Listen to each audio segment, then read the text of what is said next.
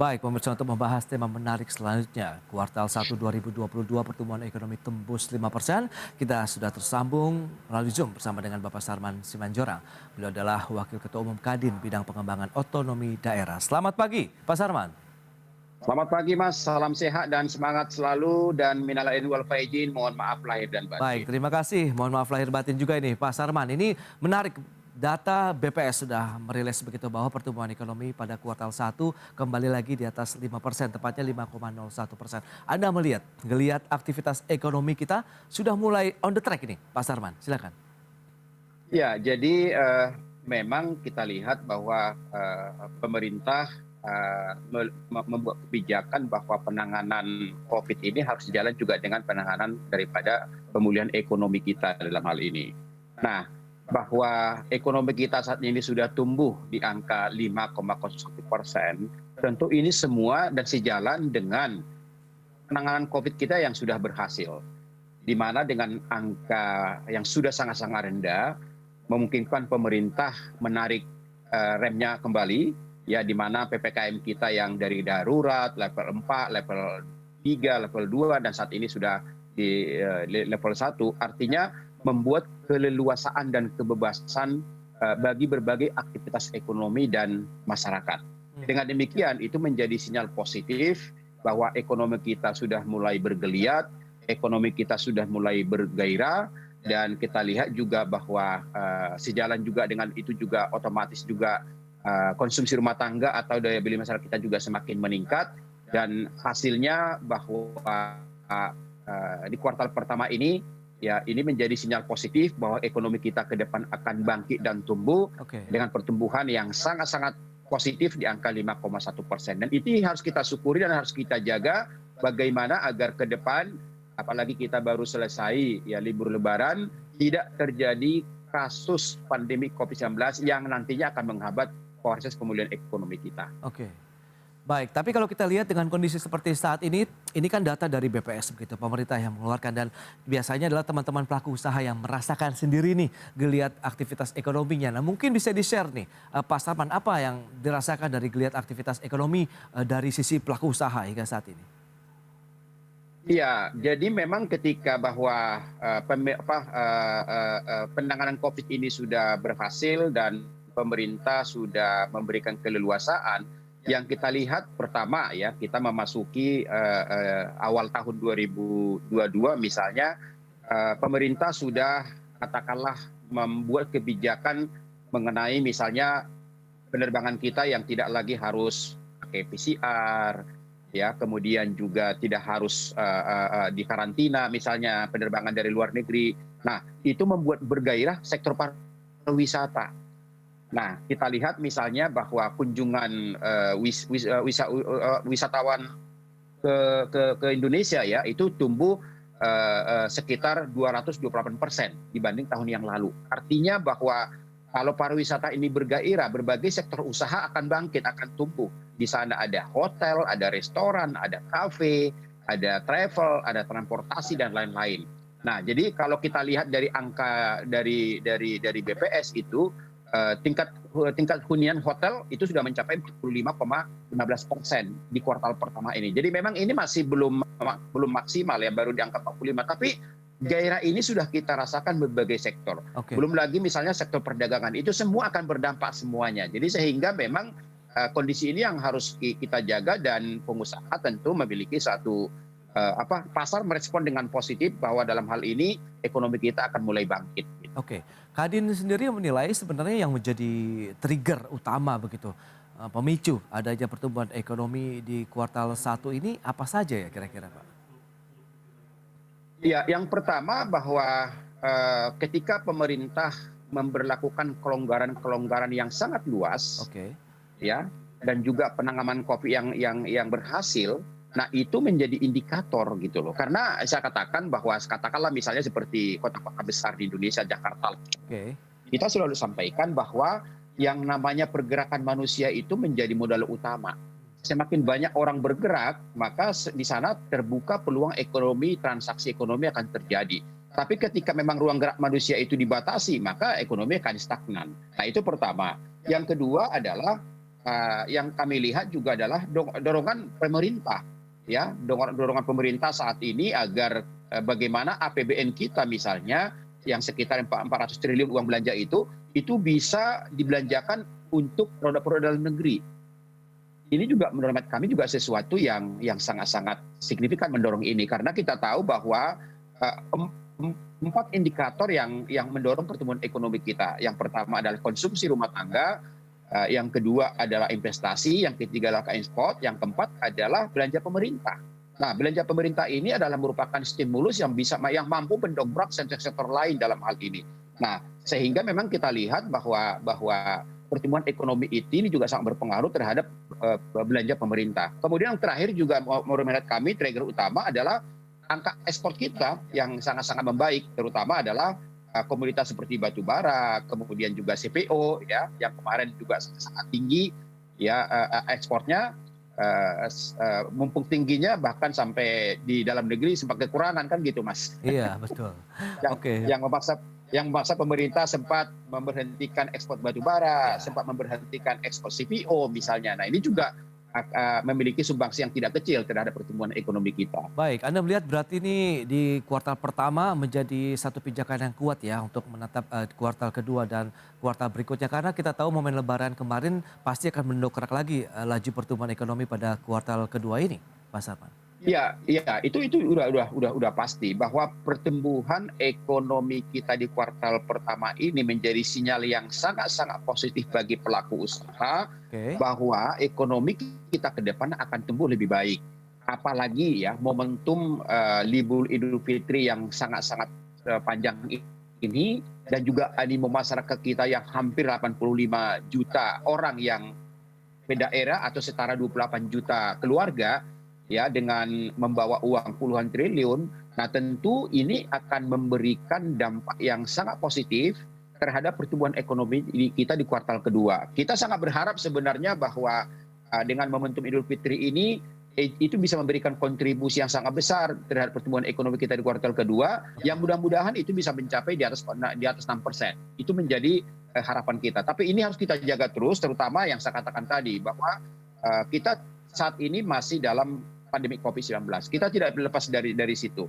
Semakin kita bisa menjaga daripada penyebaran COVID ini, maka seiring itu juga akan mempercepat daripada proses pemulihan ekonomi kita. Baik, tapi yang paling utama, Kadin sendiri melihat begitu dengan adanya aktivitas pergerakan manusia begitu dengan diizinkannya kembali untuk mudik lebaran, pemerataan dari transaksi maupun uang beredar begitu sudah cukup merata tidak nih?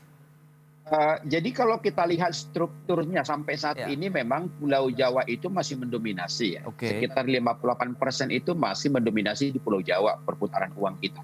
Termasuk misalnya yang kami sampaikan bahwa kami menghitung sekitar 28 sampai 42 triliun atau 25% dari uang kartal yang disediakan oleh BI, ya, yang di angka sekitar 105% itu mengalir dari kota ke daerah selama Idul Fitri ini. Nah, memang kalau kita lihat bahwa penyebaran daripada yang mudik kemarin itu memang hampir merata. Karena kita lihat angka ke Sumatera sangat tinggi, ke Kalimantan sangat tinggi, Sulawesi, Papua memang mendominasi di Pulau Jawa.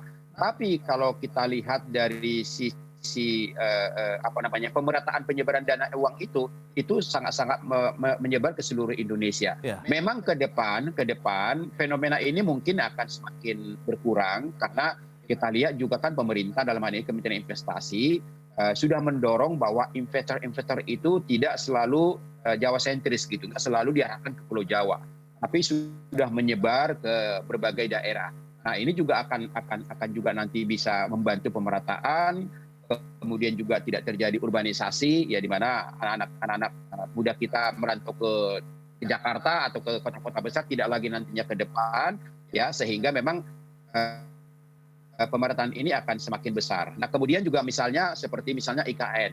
Nah, IKN ini juga nanti juga menjadi salah satu sentra ekonomi kita. Tentu juga dengan pembangunan IKN ini, nah, kita harapkan juga bahwa pemerataan juga nanti akan terjadi di daerah Kalimantan, sehingga tidak lagi nanti semuanya harus 58% harus di Jakarta atau di Pulau Jawa begitu. Oke.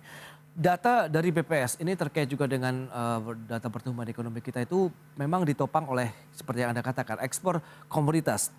Saya punya data begitu minyak sawit mentah ini naiknya 52,74% secara tahunan. Kemudian batu bara bahkan di atas 100%, tepatnya di 153,2%. Kemudian juga minyak mentahnya 62,94%. Berarti Anda melihat memang komoditas ini masih menjadi andalan Pak untuk menopang laju pertumbuhan ekonomi nasional. Ya, jadi memang bahwa kita lihat di antara 4 faktor yang mempengaruhi pertumbuhan ekonomi kita, salah satunya kan ekspor. Ya, Nah, ketika misalnya terjadi perang Rusia dan Ukraina, ya, di mana ada beberapa negara juga yang tadinya juga mendapat suplai dari Rusia misalnya, oke. ya tentu mereka mencoba menciptakan energi baru. Nah, salah satunya itu dari batu bara atau mungkin atau juga dari CPO misalnya, dan itu akan menjadi peluang bagi kita karena kita tahu bahwa kita juga adalah salah satu produsen batu bara dan juga produsen daripada CPO terbesar di dunia. Tapi ya lagi-lagi bahwa jangan sampai kita lengah ya dalam hal ini, misalnya kita asik ekspor tapi ternyata stok kita dalam negeri itu juga jadi terganggu, Ya, dan ya. itu juga mempengaruhi daripada pertumbuhan ekonomi kita dan inflasi kita. Betul. Nah, jadi artinya di sini juga pemerintah harus peka dan juga harus betul-betul melakukan evaluasi keseimbangan gitu, keseimbangan antara ekspor boleh, tapi dalam negeri merupakan salah satu yang paling utama dulu gitu loh, karena ini menyangkut juga nanti daya beli masyarakat kita. Apalagi seperti katakanlah minyak goreng yang kita tahu kemarin sempat menjadi satu sangat-sangat heboh sekali ya, terjadi panik buying misalnya di masyarakat, padahal kita adalah merupakan penghasil CPO atau minyak goreng terbesar di dunia, tapi kita sempat kekurangan atau bahkan dengan bergejolak harga. Nah, ini kan sesuatu yang ke depan tidak terjadi lagi Betul. di kita gitu, Mas. Oke, Pak Sarman, kita tahu juga di tengah kondisi ini pemerintah juga melarang begitu ya untuk ekspor dalam bentuk raw materials begitu untuk bahan-bahan komoditas tadi. Apakah ini bisa memberikan pengaruh juga terhadap nanti laju pertumbuhan ekonomi kita karena ada mungkin nanti prosesnya yang sedikit tertahan untuk eksportasinya karena harus diolah dulu di dalam negeri atau tidak? Kita bahas di segmen berikutnya, Pak Sarman. Kita akan jeda dulu sebentar. Baik pemirsa, semakin menarik perbincangan kita bersama dengan Bapak Sarman Simanjorang. Tapi tahan dulu, kita akan kembali usai jeda yang satu ini.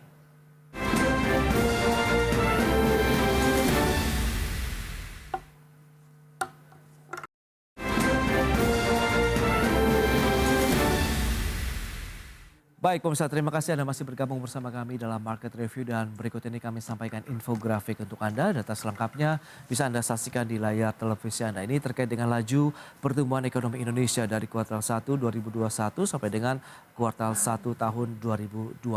Kita lihat fluktuasinya cukup kencang di kuartal 1 2021. Pada saat pandemi kita memang sempat turun minus 0,7%.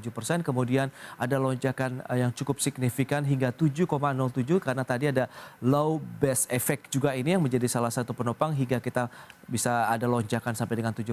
Kemudian ada sedikit melandai di kuartal 3 tahun 2021 menjadi 3,51%. Kemudian pertumbuhan ekonomi naik lagi sampai dengan 5,02% pada kuartal 4 tahun 2021. Dan yang baru saja dirilis oleh BPS kemarin kita lihat kuartal 1 tahun ini kita masih bertahan di 5%, tepatnya di 5,01%. Dan berikutnya kita akan lihat dari sisi pertumbuhan dan kontribusinya dari PDB ini per wilayah. Dominasi seperti yang sudah disampaikan oleh Pak Sarman Simanjorang tadi, memang Pulau Jawa masih mendominasi sekitar 57,78% atau ada kenaikan 5,07%. Kemudian Sumatera 21,96%, kemudian menyusul Kalimantan 8,29%, berikutnya Sulawesi 6,73%, kemudian Bali dan Nusa Tenggara 2,66%. Adapun kontribusi terhadap PDB di wilayah Maluku dan Papua sekitar 2,58% atau ada pertumbuhan yang cukup signifikan. Kalau kita lihat di wilayah Maluku dan Papua itu sekitar 10,75%, double digit ya. Kita cermati untuk Maluku dan Papua. Berikutnya, bagaimana dari pertumbuhan ekonomi menurut lapangan usaha? Ini di sepanjang kuartal 1 tahun ini. Ya, dominasi oleh transportasi dan perdagangan sekitar 15,79%. Disusul perdagangan 5,71%, kemudian industri pengolahan 5,07% dan konstruksi 4,83%. Itu dia, dan kita akan bahas kembali bersama dengan Bapak Sarman Simanjorang, Wakil Ketua Umum Kadin Bidang Pengembangan Otonomi Daerah. Baik, Pak Sarman, kita akan sampaikan kembali. Tadi laju pertumbuhan ekonomi sudah kita bahas di segmen sebelumnya. Ini kalau kita bicara mengenai wilayah tadi, Jawa, Sumatera, Kalimantan masih mendominasi. Tapi pertumbuhannya yang cukup menarik di wilayah Maluku dan Papua. Ini Anda melihat apakah pemerataan dari investasi, aktivitas ekonomi sudah mulai menyasar Indonesia Timur ini, Pak Sarman? Ya, memang kan kalau kita lihat potensi di wilayah timur itu kan adalah pertambangan dalam hal ini. Nah, itu pertama. Yang kedua, kita lihat juga bahwa jumlah penduduknya yang tidak begitu besar, sehingga memang pengendaliannya itu akan lebih bisa dilakukan dalam hal ini. Tapi memang bahwa ke depan yang saya katakan tadi, kita berharap bahwa pemerataan pertumbuhan ekonomi kita ini jangan hanya ditopang dari Pulau Jawa ya, katakanlah Sumatera, misalnya Kalimantan, Sulawesi misalnya, dan Maluku, Papua. Nah, kita lihat bahwa saat ini daerah Sulawesi misalnya akan banyak nanti ke depan lahir pertambangan baru yang saat ini sedang berproses. Nah, kita berharap juga nantinya bahwa Sulawesi ini juga atau daerah kawasan timur juga nanti memiliki suatu kontribusi yang besar terhadap pertumbuhan ekonomi kita. Jadi tidak lagi berpacu nanti harus di Jawa, kemudian juga di Sumatera misalnya. Nah, inilah yang kita harapkan juga bahwa memang bagaimana pemerataan investor ini juga harus merata di seluruh Indonesia ya, karena kita ingin juga bahwa pertumbuhan ekonomi kita ini juga harus dibarengi juga dengan ketersediaan lapangan pekerjaan. Nah, lapangan pekerjaan ini saat ini sedang isu kan selalu terjadi ketika selesai Idul Fitri, terjadi arus urbanisasi, terjadi arus tenaga kerja dari desa atau dari daerah masuk ke kota. Nah, ke depan mudah-mudahan dengan pemerataan investasi ini tidak terjadi lagi, sehingga memang pertumbuhan ekonomi kita ini bisa semakin merata di seluruh Indonesia. Baik, dari sisi BPS juga menyebutkan motor penggerak dari laju pertumbuhan ekonomi di kuartal 1 tadi ada 4 sektor. Transportasi dan pergudangan yang mendominasi, kemudian perdagangan, industri pengolahan dan konstruksi. Bagaimana Anda melihat komposisi ini, Pak Sarman? Iya, jadi memang ini sejalan semua dengan naiknya daripada konsumsi rumah tangga kita. Ketika konsumsi rumah tangga kita sudah mulai pulih dan meningkat, nah tentu juga akan dibarengi juga dengan berbagai kebutuhan. Nah, kebutuhan mereka itu disuplai dari mana? Disuplai daripada industri pengolahan. Nah, industri pengolahan ini tumbuh, berarti dia akan disuporting dari mana? Dari perdagangan. Gitu kan, jadi ini kan semua punya dampak semuanya keterkaitannya. Nah, kalau sudah kita bicara masalah perdagangan, itu pasti butuh yang namanya transportasi dan pergudangan dan logistik, gitu kan ya. Jadi ini bagian daripada ekosistem semuanya. Ya, inilah yang namanya kalau sektor tertentu sudah bangkit, berarti akan berpengaruh terhadap sektor-sektor usaha yang lain, gitu kan. Nah, kemudian masalah konstruksi, ya kita tahu bahwa hampir selama 2 tahun yang namanya konstruksi kita sangat minim, apalagi anggaran pemerintah yang tadinya untuk membangun infrastruktur itu akan dilakukan refocusing untuk menangani COVID-19. Nah, dengan saat ini tadi tahun 2022 ini kita sudah mampu mengendalikan, dan tentu anggaran refocusing yang tadinya sudah dianggarkan untuk konstruksi dari sisi pemerintah itu akan berjalan mulai tahun ini. Nah, tentu memang kita lihat bahwa konstruksi sudah mulai bergairah. Kemudian juga teman-teman kita yang di sektor properti sudah mulai bergairah, sudah memulai membangun yang namanya kluster-kluster perumahan karena prospek pemasarannya sudah semakin terbuka. Ya, jadi artinya bahwa apa yang disampaikan oleh BPS itu menurut kami juga ini sesuatu yang sangat-sangat masuk akal ya, bahwa memang industri pengolahan, perdagangan, transportasi dan pergudangan dan konstruksi menjadi salah satu kontributor dalam meningkatkan pertumbuhan ekonomi kita di kuartal kedua, di kuartal pertama ini, Mas. Gitu. Baik, berarti memang ini peluangnya juga masih akan menopang di kuartal kedua ini, Pak Sarman. Kalau kita lihat dengan tadi, karena ini kan nampaknya suatu kesatuan begitu ya, sektor yang menjadi motor penggeraknya. Betul.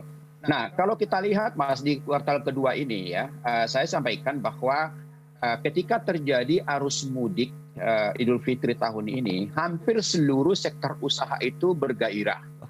Katakanlah misalnya seperti sektor transportasi. Kita tahu kemarin dengan angka 85 juta atau setara dengan 28 juta keluarga yang balik itu, semua transportasi kita itu mengalami suatu prospek yang mengalami peningkatan omset yang luar biasa. Mulai daripada transportasi udara, kemudian juga yang namanya bus, namanya kereta api, yang namanya juga travel, rental, itu memiliki omset yang luar biasa selama kemarin itu. Oke. Ya, saya rasa hingga saat ini juga ya, karena arus mudik kita juga masih berlaku sampai minggu ini. Jadi artinya memang bahwa ini satu prospek. Kemudian juga kita lihat ya, yang namanya hotel, restoran, kafe ya selama libur Idul Fitri ini juga memiliki omset yang luar biasa.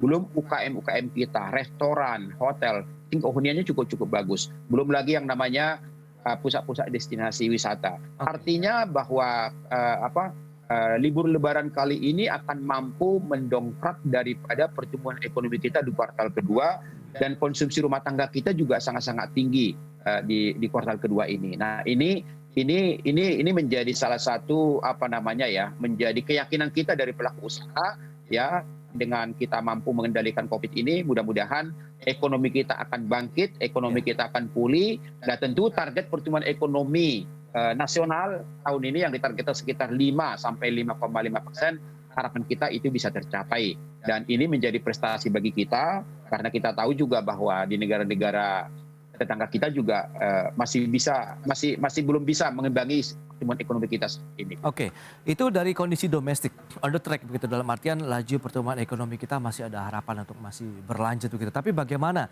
dengan tantangan dari global? Kita tahu konflik Rusia Ukraina, kemudian di Amerika Serikat Bank Sentralnya sudah menaikkan suku bunga acuannya. Kemudian ini ada juga sejumlah ekonom yang mungkin memprediksikan juga bahwa Bank Indonesia kemungkinan akan ikutan lagi nih menaikkan suku bunga acuannya. Sejauh mana ini akan berdampak terhadap dunia usaha?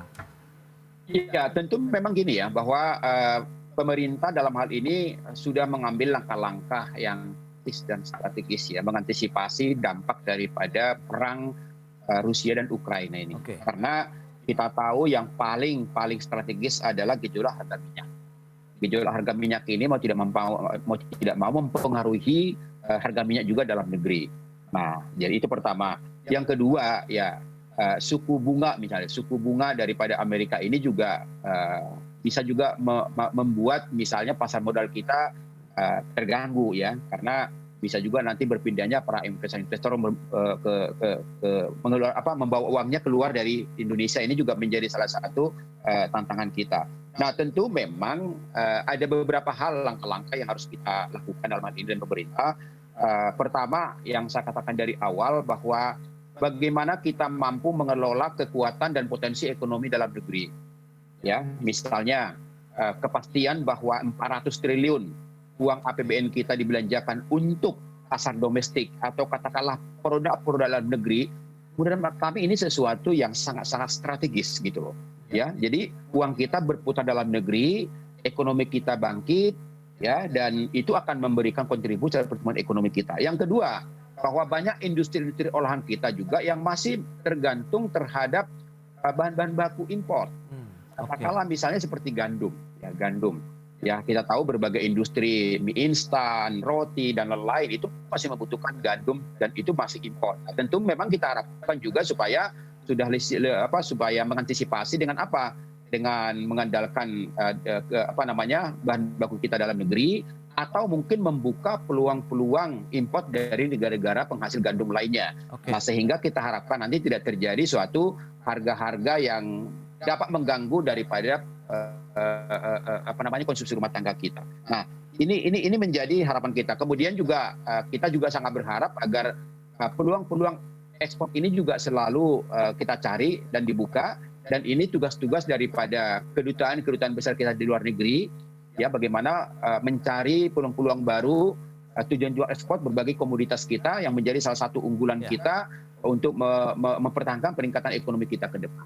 Baik, berarti memang tantangan masih ada, tapi tetap kita sebenarnya sudah bisa memitigasi lah dengan beragam kebijakan ataupun bauran-bauran kebijakan yang sudah dilakukan oleh pemerintah untuk menjaga iklim dunia usaha di tanah air tetap kondusif. Ya, yang jelas gini Mas, yang jelas bahwasanya memang di tengah kita mengalami suatu pertumbuhan ekonomi yang positif, Oke. ya. Tapi juga gini, kita harus juga dibarengi juga dengan bagaimana ketersediaan lapangan pekerjaan ke depan. Kemudian juga yang paling penting adalah mengelola tingkat inflasi kita, Oke. ya, supaya tetap terkendali. Karena kita tahu Turki aja saat ini sudah hampir 70% tingkat inflasinya. Jadi artinya bahwa ini sesuatu juga yang harus menjadi tugas kita bersama, bagaimana ketersediaan tenaga kerja, kemudian juga yang kedua paling penting juga adalah bagaimana mengelola daripada inflasi kita supaya tetap terjaga. Baik, itu dia langkah yang mungkin perlu diperhatikan juga dan dicermati oleh pemerintah ya untuk mengatasi kondisi yang ada begitu, terutama dari global. Baik, Pak Sarman, sayang sekali waktu terbatas ini. Terima kasih banyak atas waktu dan sharing yang Anda berikan. Semoga laju pertumbuhan ekonomi Indonesia masih tetap terjaga sampai dengan akhir tahun di atas 5% begitu ya Pak Sarman. Terima kasih. Amin. Salam sehat Pak Sarman, sampai berjumpa Salam kembali. sehat dan selalu sampai ketemu.